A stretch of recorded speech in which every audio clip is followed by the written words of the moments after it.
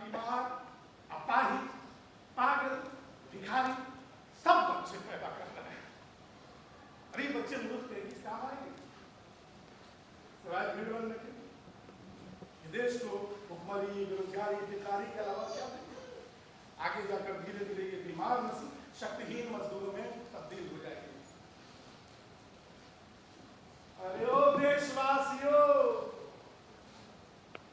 मैं हाथ जोड़कर विनती करता हूं कि मलमा ढोने वाले मजदूर हमने बहुत पैदा कर लिए, अब कुछ स्टील भी पैदा कर ले। मैं लगातार बोलता गया मगर मेरी किसी ने नहीं सुनी। सही बातों को सुना करना हमारे दुख का पुराना रिवाज है। अच्छी बातों की तो यहाँ ढंग से बात नहीं हो पाती। फिजूल की बातें बहुत ही प्रभावशाली ढंग से उठाई जाती है। यहाँ के लोगों ने जब राम कृष्ण आनंद महावीर जैसे हस्तियों की इस असमंजस बाबू की हैसियत की क्या है?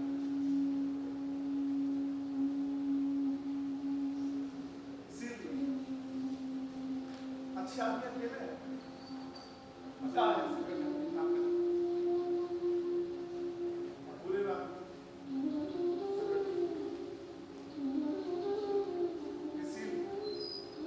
इसीलिए जीसस को सूली पर लटकना पड़ा, हुसैन को गर्दन कटानी पड़ी, सुकरात को जहर पीना पड़ा।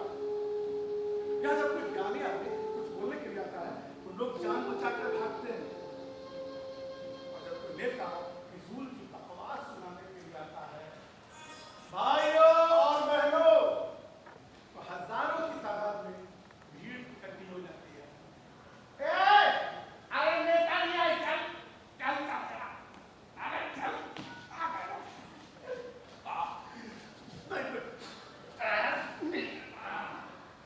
क्या बात है नेताजी।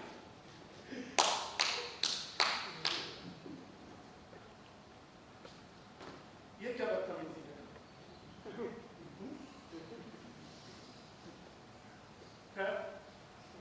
अब क्या समंजस बाबू चाहते थे कि समाज सुधर जाए? समाज चाहता था कि समंजस बाबू सुधर जाए। लंबे समय तक ये रास्ता कसी चलती रही। मुझे समाज का हर आदमी पागल नजर आने लगा। लोग उसके सीधे नियम बना रहा है, अनाप शनाप बके जा रहा है, फूल जुलूल वक्तव्य दिए जा रहा है। अच्छा, अब आप लोग ये बताइए इस बात को बेवकूफी की किस श्रेणी में रखेंगे आप? कि यहाँ ये गुलशन नंदा का उपन्यास तो हर कोई पढ़ सकता है, पढ़ सकता है ना? बोलिए, बोलिए भाई। हाँ, मगर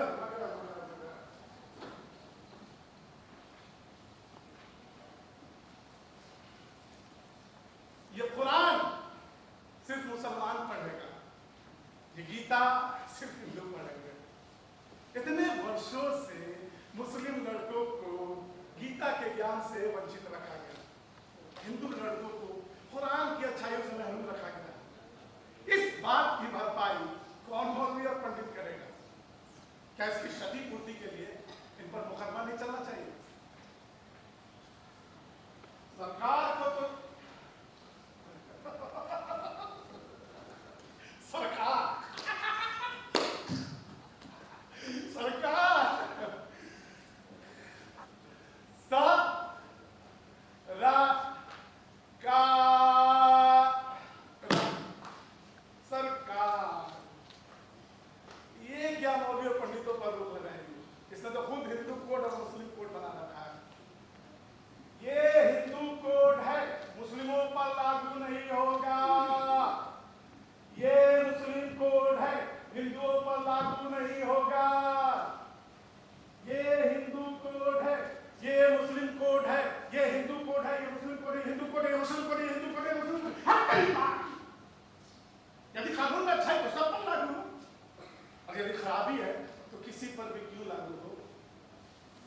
हिंदू मुसलमान लोग इसे धर्म बोलते हैं, और मैं कहता था ये मित्र चट्टाने हैं। सच्ची धार्मिकता को ग्रंथों, मंदिरों, मस्जिदों, मसीहा और तोपों की जरूरत नहीं होती। खुद को धोखा देने के लिए लोगों ने लाखों तरकीबें याद कर रखी है, जिन्हें ये लोग धर्म बोलते हैं।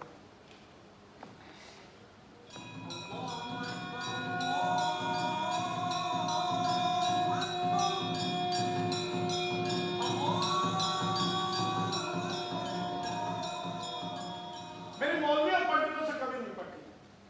पंडित मेरे से इसलिए नाराज रहते थे क्योंकि मैं गुलाम कहता था, अरे बनाई होगी ईश्वर ने दुनिया, मगर इसे चला तो शैतान ही रहा है। तो अच्छा है, ईश्वर को देखा नहीं जा सकता, सिर्फ महसूस किया जा सकता है। यदि उसे देखा जा सकता तो कब के उसकी भी हत्या कर दी गई होती। और मौलवी साहब या मुझे देखते ही लाहौर पढ़ने लगते हैं। बात उन दिनों की है जिन दिनों में मुस्लिम बस्ती में रहा करता था। खुदा की कसम, मोहल्ले के लड़कों से बेहद परेशान था। जब देखो नारायण तकबीर कहते हुए नंगी तलवार लिए दौड़ में लगते, नारायण तकबीर अल्लाह अकबर, नारायण तकबीर अल्लाह अकबर, नारायण तकबीर। एक दिन मैंने खलीमुद्दीन को रोक कर पूछ लिया, अरे खलीमुद्दीन भाई, ऐसे क्या पता कि बात यहाँ तक पहुंच गई है? खलीमुद्दीन बोला, ये वक्त बात करने का नहीं है, ये जिहाद करने का वक्त है। इस्लाम खतरे में है, इस्लाम मुसीबत में है। मैंने उससे कहा, अरे भाई ये कैसा मजहब है, कैसा मजहब है ये जो हर चौथे दिन खतरे में आ जाता है? हाँ? अरे पगले, मजहब आदमी को संभालता, आदमी मजहब को नहीं। अब उसी दिन की बात करी, सलीम घुटना हाथों में नंगी तलवारें बरबरा रहा था। समझ क्या रखा है? मैंने उससे पूछा, खलीमुद्दीन भाई, ऐसी क्या कयामत आ गई जो आलिया पार की हो गई है? वो बोला, अरे उस हिंदू लौटने की हिम्मत तो देखो आप, सारे ने समझ क्या रखा है? बशीर भाई की मुर्गी को कार से कुचल गया। हाँ, कार से। हम भी दिखा देंगे कि हमने भी चूड़ियां नहीं पहन रखी है। हाँ, हमने भी चूड़ियां नहीं पहन रखी है। हाँ, मैंने उसे समझाया और उसे मौलवी साहब के पास लेकर गया। मैंने मौलवी साहब से कहा, मौलवी साहब, इस नौजवान को समझाइए, ये मुर्गी के लिए इंसान की जान लेने पर आमादा हो गया है। क्या मुर्गी इतनी कीमती हो गई है और इंसान इतना सस्ता? और आज इसको मुर्गी पर इतना प्यार क्यों बढ़ा है? तब तक तो खुद मुर्गी फ्राई करके खाता था। मौलवी साहब ने उसके सर पर हाथ फेरते हुए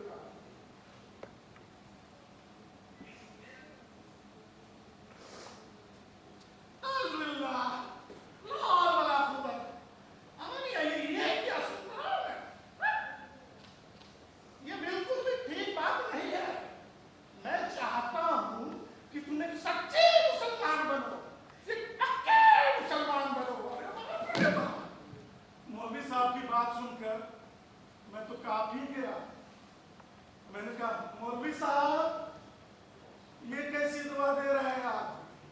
अगर कच्चा मुसलमान इतना खतरनाक है तो पक्का मुसलमान कैसा होगा? ये तो मौलवी साहब थे, मुझे देखकर लाहौल पड़ते थे, मगर मेरी तरफ देखते तो थे। मगर पंडित जी तो मेरी तरफ देखते भी नहीं थे। मुझे रास्ते में आता देख, अगर उन्हें बेटे के घर जाना होता, राम राम राम राम राम राम राम राम राम राम राम राम राम, तो बेटी के घर चले जाते हैं, मगर मेरी सूरत नहीं देखते। अब मुझे किसी के हिंदू मुस्लिमों पर कोई एतराज नहीं, मुझे एतराज था इनकी वेशभूषा से, इनके ड्रेस से, कि भाई आप अपने हिंदुत्व को, अपने इस्लाम को अपनी आत्मा बसा कर रखो। आप अपने हिंदुत्व को सड़कों पर क्यों प्रकट करते हो? आप अपने इस्लाम को अपने हृदय में बसा कर रखो, पर सड़कों पे, बाजारों में, दफ्तर में तुम्हें तो एक नागरिक ही नजर आना चाहिए ना। अपने देश के बंटवारे के इसके एक हिस्से के अलग होकर पाकिस्तान बन जाने के चाहे जो भी रीजंस हो, जो भी कारण हो, मगर मेरी समझ में एक रीजन वेशभूषा थी। क्योंकि जिन्ना अपने मुसलमान नहीं दिखते थे जितना कि गांधी जी धोती, जनेऊ, टीका, भजन, आचरण, और ये सब देखकर शायद उस वक्त के मुसलमान डर गए और सोचने लगे ये देश की चिंता करने वाला नहीं, मजहब की चिंता करने वाला है। शायद वो सही सोचते थे, क्योंकि कहने को तो गांधी जी जिंदगी भर ईश्वर अल्लाह तेरो नाम कहते रहे, मगर जब उन्हें गोली लगी तो उनके मुंह से हे राम निकला, या अल्लाह नहीं। और मेरा यही बोलना मेरे लिए श्राप साबित हुआ। समाज में रहने के लिए झूठ बोलना बहुत जरूरी है, और झूठ की ये सच्चाई मैं समझ नहीं पाया। मैं सच बोलकर पिछड़ गया और लोग झूठ बोलकर बुलंदियों पर पहुंच गए। अब तो ऐसा समय आ गया है जैसे सोच की कंजी का हर ताता ही टूट गया।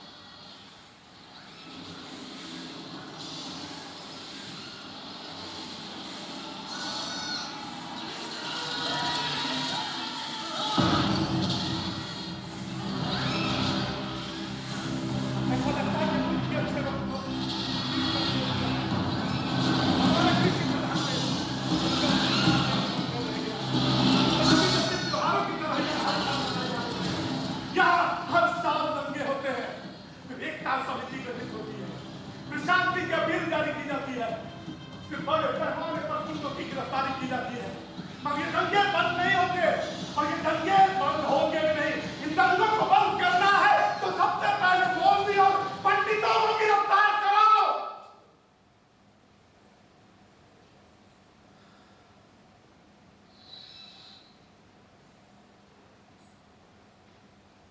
मैं लगातार बोलता गया, मगर मेरे बोलने को लोगों ने बकवास कहा। मैंने जुल्म के विरोध में अल्फाज उठाए, जालिमों के समर्थन में लोगों ने कानून में हुई चोसनी। जमाने ने मुझे पूरी तरह खारिज कर दिया था, घोषित कर दिया था कि ये शख्स पूरी तरह नक्कार है। हर सभा समिति ने मेरा बहिष्कार कर दिया।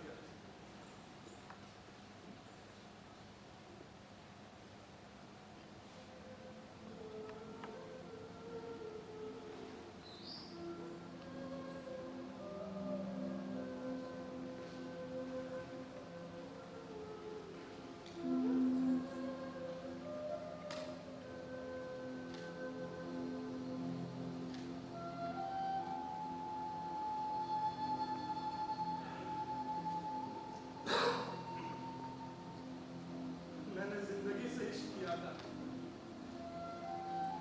तो जिंदगी एक वेश्या की तरह मेरे इश्क पर हंसती रही। तो मैं उदास, एक नामुराद आशिक, बस सोचों में बनता रहा। इस वेश्या की हंसी जब मैंने कागज पर उतारी, इसके हर अक्षर के गले से चीख निकली, दर्द उठाया, दर्द जो सिगरेट की तरह मैंने चुपचाप किया है।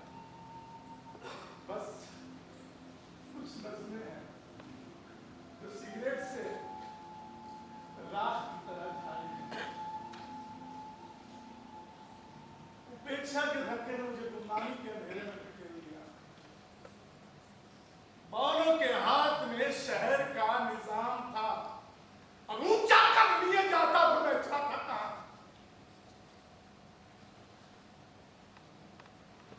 जिंदगी के इस मुकाम पे एहसास हुआ कि आप सुनने वाला हो जो मैं बोलता हूं। कृष्ण, महावीर, नानक ने लोगों को कितना समझाया और किसी ने इतना सुनी। ये दुनिया भर से से बदतर होती चली गई। तो मेरा बोलना उस देश में क्या मायने रखता है? जहां न राजाओं के कान थे, न प्रजा की आवाज थी, जहां हक, सच्चाई, ईमान, कद्र जाने के कहीं लफ्ज बीमार पड़े रहते हैं। यहाँ व्यंग मत बोलो। काटता है जूता, क्या हुआ? पैरों में ना सही, सर पर रख कर बोलो। यहाँ व्यंग मत बोलो। क्या रखा है मेरे बेहाली का सत्य के लिए निरस्त्र टूटा पहिया लेकर लड़ने से बेहतर है जैसी दुनिया है उसके साथ हो लो। यहाँ व्यंग मत बोलो।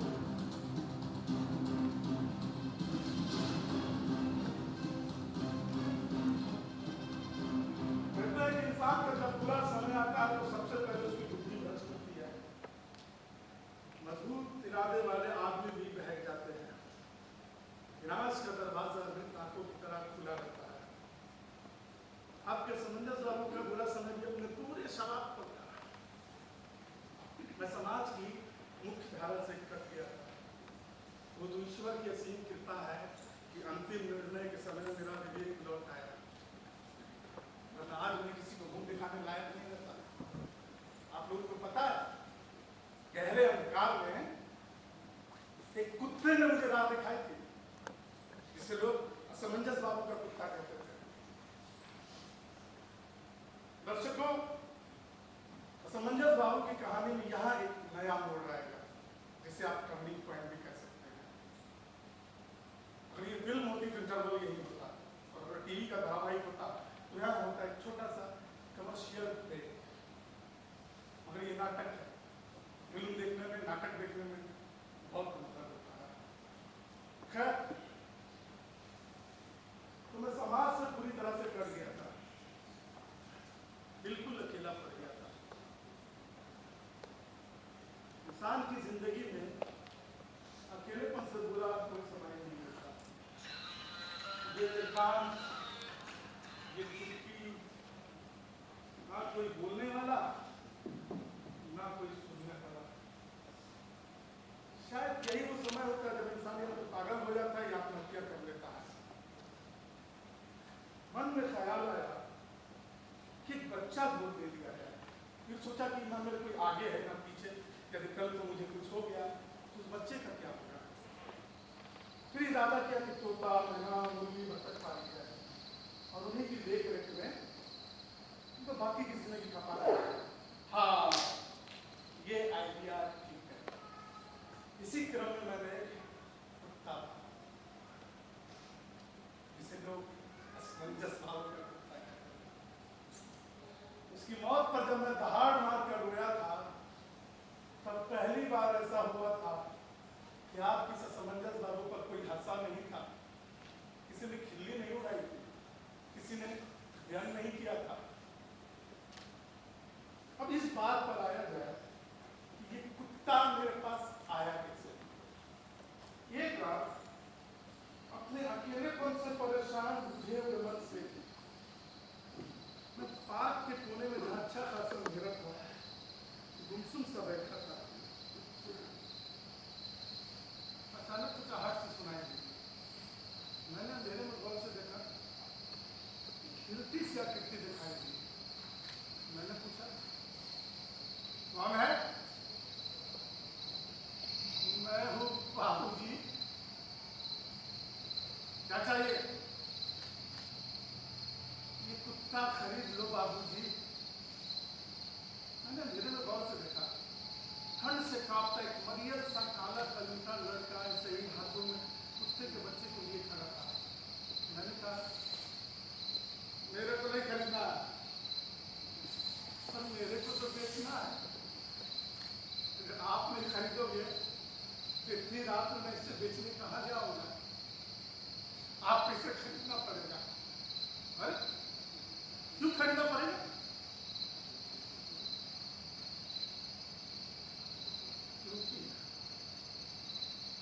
माँ भूखी है।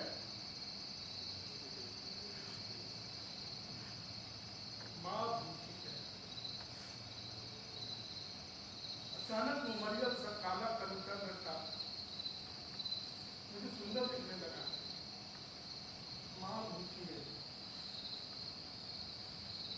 इन शब्दों की इस वाक्य में दो शब्द कितने क्रांतिकारी हैं। माँ एक शब्द में बोला जाने वाला महाकाव्य है और वो शब्दकोश की डायरी का सबसे आम अल्फाज। हमारी जिंदगी में माँ भी है और भूख भी है। जिंदगी की टॉर्च दोनों तरफ से जलती है। उसकी याचना ने मुझे इतना पीड़ित किया कि मैं बिना देखे ही उस मरियम से आकर्षणहीन कुत्ते को खरीदने को तैयार हो गया। मैंने जेब में हाथ डाला, जितने भी पैसे थे निकाल कर उस कुत्ते के हाथ में थमा दिए।